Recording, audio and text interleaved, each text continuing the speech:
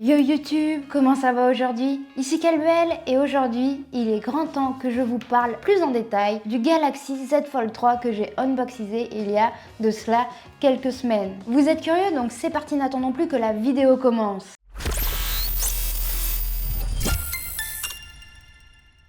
Avant de vous donner mon avis très objectif sur le Z Fold 3, il faut que je vous avoue quelque chose. Le téléphone que j'ai entre les mains, ce n'est pas du tout le même que vous avez vu dans la vidéo unboxing d'il y a quelques semaines. Et là, vous allez me demander pourquoi? C'est une excellente question, Patrick. Tout simplement parce que, au bout de quelques jours d'utilisation, je me suis rendu compte que des petites bulles d'air étaient apparues sous l'écran de protection de l'écran extérieur. Alors, c'est pas très grave, c'est un petit défaut et je vous rassure, j'ai parlé à des gens qui avaient un Z Fold 3, je suis la seule à qui c'est arrivé. Bref, il y a sûrement eu un défaut dans la pose du film de protection tout simplement. Pas de chance, c'est tombé sur ma personne. C'est un téléphone qui coûte quand même super cher, j'ai donc demandé à Samsung de me le remplacer. C'est aussi pour cela que cette vidéo a mis un peu de temps à sortir, le temps que je renvoie et que je reçoive le nouveau. Bref, c'est pas un problème très grave, mais c'est super chiant. À part ce petit imprévu, quel est mon avis sur le Z Fold 3? Vous vous doutez bien que j'ai dû configurer 2 fois le Z Fold 3. Et pour ceux qui se demandent si c'est facile de passer d'iOS à Android, je dois vous dire que Samsung a vraiment facilité les choses au maximum. Il y a le Smart Switch. Et grosso modo, tu vas brancher le Z Fold 3 à ton iPhone avec un câble Lightning vers USB-C par exemple, et l'application de Samsung va automatiquement détecter les messages, les photos, les contacts et les applications compatibles Android et va copier tout ça sur le Z Fold 3. Du coup, c'est hyper facile de switcher d'iOS à Android. J'avais vraiment peur de ça, mais aucun souci. Je l'ai fait 2 fois. C'était fluide, un peu long, mais ça a marché. Je vous propose qu'on commence d'abord par parler de l'écran extérieur. Franchement, quand il n'y a pas de bulles d'air qui apparaissent sous l'écran de protection, c'est vraiment un bel écran. On est sur un écran qui a une taille de 6,2 pouces, il est en 120 Hz et il est très beau, très lumineux. Vous pourrez sûrement le remarquer, il a une taille vraiment atypique. L'écran est très long et plutôt fin, ce qui fait que quand tu l'as dans la main, c'est facile de naviguer quoi. Il est pas si grand, tu ne te dis pas que c'est une méga tablette au final. Certes, il est épais, mais il tient parfaitement dans la main. J'avais un peu peur de ça. Par contre, la largeur de cet écran fait que le clavier est vraiment tout petit. Même si tu peux régler la taille de celui-ci, et même si personnellement j'ai pas non plus des gros doigts, c'est plutôt galère d'écrire sans faire de faute. Des fois ça donne des trucs assez originaux. J'espère que au bout de quelques temps, on s'habitue à ce petit clavier. Personnellement, mon utilisation de cet écran est vraiment très simple. C'est une utilisation de type quotidienne, checker mes mails, répondre à des SMS, regarder mes notifications. Pour tout ce qui va être multimédia, ça va se passer sur le grand écran. Donc au final, cet écran extérieur est sympa. Ils ont fait un super effort en mettant du 120 Hz, mais il y a des petits trucs qui font qu'on est un peu frustré quand on l'utilise. C'est un peu dommage. Vous le savez, c'est la première fois que j'ai un téléphone pliant entre les mains.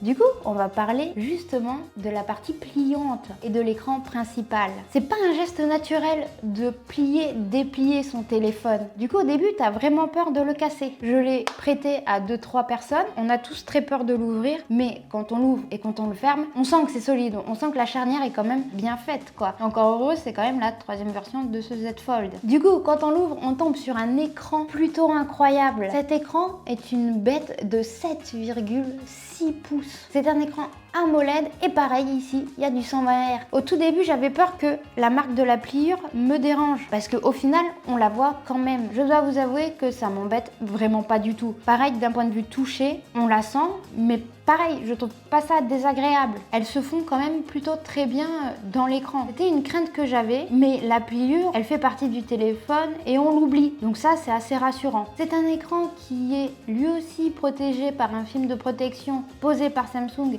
et ils te disent aussi de ne surtout pas l'enlever au risque d'abîmer l'écran. Sur papier, l'écran de protection pourrait résister à une chute de 2 mètres. Est-ce que je vais essayer ça? Absolument pas. Techniquement, c'est censé être du solide. Vraiment, Samsung essaye de nous rassurer un maximum sur la solidité des Fold 3. Dès que je dis à des gens que j'ai un téléphone pliant, la question qu'on me pose c'est: est-ce que tu as peur qu'il se casse? Moi je réponds non, je fais confiance à Samsung. Comme c'est un écran qui se plie, c'est quand même un écran souple parce que sinon tu ne pourrais pas faire cette action.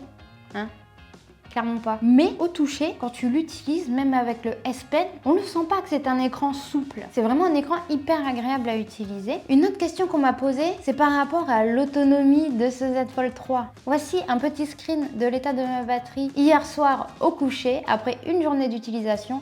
Je ne l'ai pas rechargé entre 8h et minuit. Il y avait à peu près 40% de batterie quand je suis allée me coucher à minuit. Certes, c'était une journée de semaine, donc j'étais au travail toute la journée, mais j'ai quand même utilisé YouTube le soir avec le grand écran, et pendant la journée, j'ai utilisé principalement l'écran extérieur. Donc ça reste honorable. Personnellement, pour l'instant, je n'ai pas du tout à me plaindre de l'autonomie de ce Z Fold 3. Certes, si tu utilises l'écran principal et en 120 Hz tout le temps, la batterie, elle va partir très vite. Avec la charge rapide, on passe du 20% à 100% en à peu près 1h30. Ça reste un temps de charge relativement court. Mais qu'en est-il de la partie photo-vidéo? Vous le voyez ici, nous avons un bloc photo à l'extérieur de 3 caméras. Elles ont toutes les 3 en 12 mégapixels et on a téléobjectif, un grand angle et un ultra grand angle. Il y a aussi le mode nuit. Là, vous pouvez vous faire votre propre avis, mais moi, je trouve que les photos sont quand même plutôt cool. Sur l'écran extérieur, nous avons une caméra de 10 mégapixels qui fait aussi super bien son job. Évidemment, la caméra sous l'écran qui fait son petit effet à chaque fois. Mais honnêtement, avec 4 mégapixels, tu vas pas aller très loin. Quand tu veux prendre une photo avec la caméra sous l'écran, de suite la caméra apparaît. On peut voir que c'est vachement pixelisé. J'adore zoomer sur ma tête. Donc la caméra sous l'écran, on va pas trop l'utiliser. La fonction qui est vraiment cool avec évidemment cet appareil photo, tu peux utiliser les caméras extérieures et en plus tu vas pouvoir switcher. Pouf. Tu vas avoir un aperçu, ce qui te permet de faire des beaux selfies avec les caméras principales et d'avoir une image quand même relativement belle, même très belle, soyons honnêtes. Il n'y a rien à voir avec la caméra sous l'écran. Ils ont voulu tenter quelque chose. Est-ce qu'on va les blâmer d'avoir voulu faire quelque chose? Non. Est-ce qu'elle est utile? Pas trop. Maintenant, je vais vous parler de l'expérience logicielle qu'on a avec ce Z Fold 3. Je la trouve incroyable, ça réinvente totalement la façon d'utiliser un smartphone. Le niveau de personnalisation de l'écran extérieur et de l'écran intérieur est quand même vachement cool. Tu as le choix de garder la même mise en page pour les deux écrans, mais aussi tu as le choix de faire deux mises en page différentes. Il y a des fonctions qui sont propres à ce téléphone. Bah oui, il est pliant. Déjà, il va y avoir le mode Lab. Et dans ce mode Lab, tu vas pouvoir forcer toutes les applications à fonctionner en multi-fenêtre. Tu vas pouvoir personnaliser la taille des applications quand tu les ouvres en plein écran.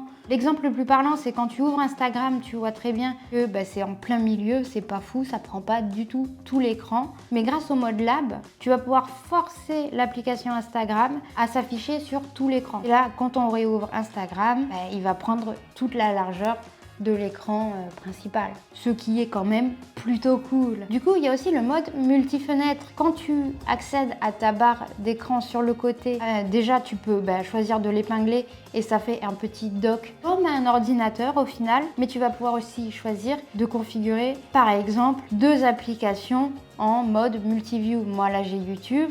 Et juste en bas, j'ai de quoi écrire des notes. Tu vas pouvoir les changer, évidemment. Le mode multi-fenêtre, pour moi, est hyper pratique. Il va me permettre de prendre des notes tout en regardant des articles, des vidéos, etc.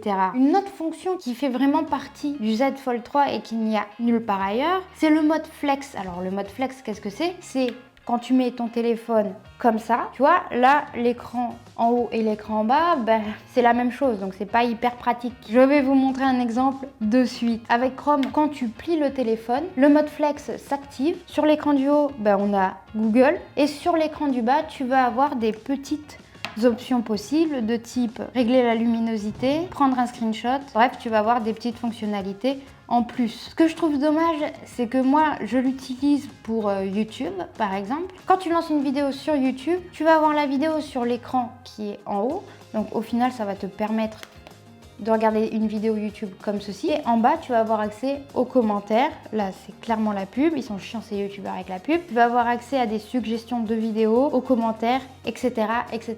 Point négatif, c'est que quand tu utilises YouTube en mode flex, tu ne peux pas changer la luminosité. Alors là, c'est des détails. Par exemple, moi, j'aimerais bien régler la luminosité de l'écran qui est en bas à 0. Ça crée de la luminosité un peu dérangeante. Mais sinon, tu peux complètement regarder une vidéo et écrire un commentaire en même temps. Si ça, c'est pas génial. Le mode flex, le mode multi-fenêtre est juste incroyable. C'est vraiment pour ça que j'ai acheté ce téléphone et je ne suis absolument pas déçue. Je vous propose que maintenant on parle de la deuxième très grosse nouveauté de ce Z Fold 3, le S Pen. J'avais des doutes, je ne suis pas forcément une personne qui aime utiliser un stylet sur son téléphone, mais là j'ai rien à dire. Le S Pen, il est juste trop cool. Tu vas avoir des options de type créer des notes, afficher les notes. Tu vas même avoir un coloriage. Voilà, si jamais tu veux colorier, tu vas pouvoir apprendre à dessiner. Mais l'option notes est vraiment très intéressante, il faut que je vous montre. Quand tu peux prendre des notes, tu vas pouvoir choisir une option qui te permet d'écrire manuscrit et ça va te l'écrire directement en texte. C'est vraiment une option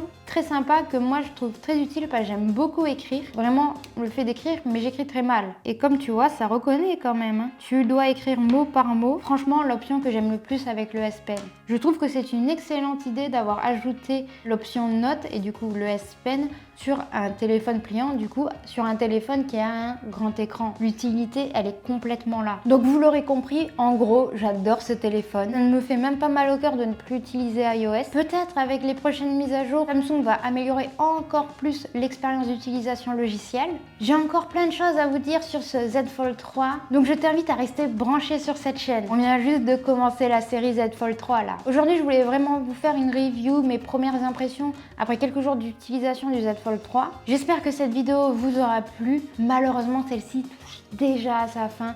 Il est donc temps pour moi de vous dire à ciao, bonsoir et à très bientôt pour de nouvelles vidéos. Surtout, n'hésite pas à t'abonner à ma chaîne YouTube. Je suis aussi sur les réseaux sociaux si tu as envie de me suivre.